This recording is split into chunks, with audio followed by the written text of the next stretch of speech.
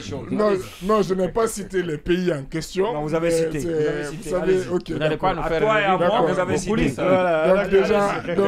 Donc déjà, je veux commencer par dire qu'effectivement, nos frères, il est intéressant de regarder ce qui se passe du côté de nos frères, de nos voisins du Mali, du Burkina et du Niger, qui sont confrontés à divers défis existentiels. Je commence justement par le Mali, qui est confronté, vous savez, justement à la menace terrorisme, qui est confronté à des forces obscurantistes qui menacent l'existence même de cet État. Et donc une pensée déjà pour les forces armées maliennes, les FAMA, qui sont aujourd'hui d'ailleurs en offensive dans le nord du Mali, qui sont à quelques kilomètres de Kidal et qui sont justement en train de lutter pour recouvrer, on va dire, la souveraineté sur tout le territoire du Mali. Et on a vu que ces dernières semaines, ils ont subi effectivement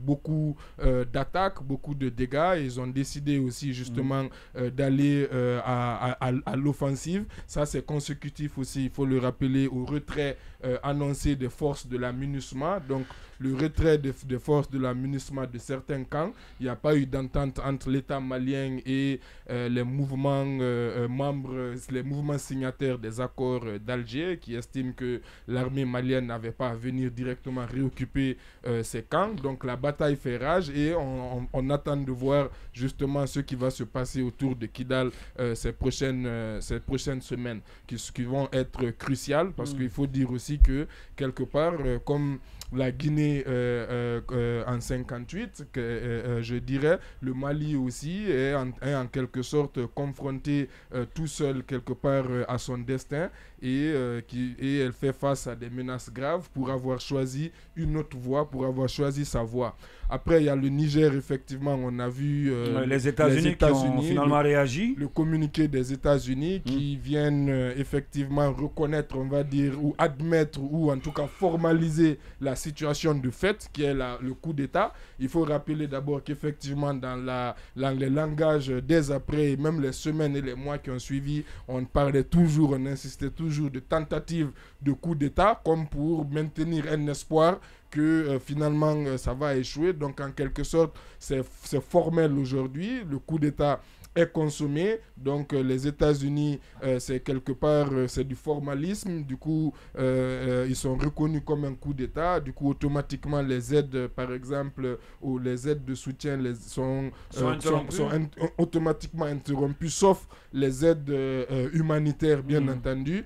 Mais le communiqué aussi précise, et c'est là aussi où c'est intéressant, précise que les États-Unis maintiennent leur collaboration avec les États de la région, y compris le Niger, et sous-entendu coopération militaire. Comme ça, vous savez que contrairement aux Français, la coopération militaire n'a pas été interrompue et les forces américaines, on n'a pas demandé, en tout cas pour le moment, leur départ. Et il y a aussi, avant-hier, il y a eu la demande d'expulsion de la représentante des Nations Unies en raison du fait que, selon le CNSP, justement, les Nations Unies, Guterres en tout cas, a fait des actions pour empêcher ses représentants.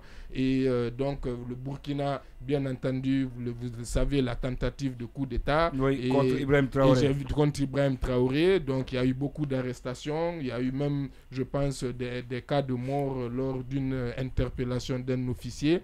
Il y a eu aussi la rebaptisation aussi d'un boulevard Charles de Gaulle du nom de Thomas Sankara. Et enfin, je voulais terminer effectivement par le Sénégal, que est aussi un État, en tout cas, dont l'actualité est brûlante. Hier, un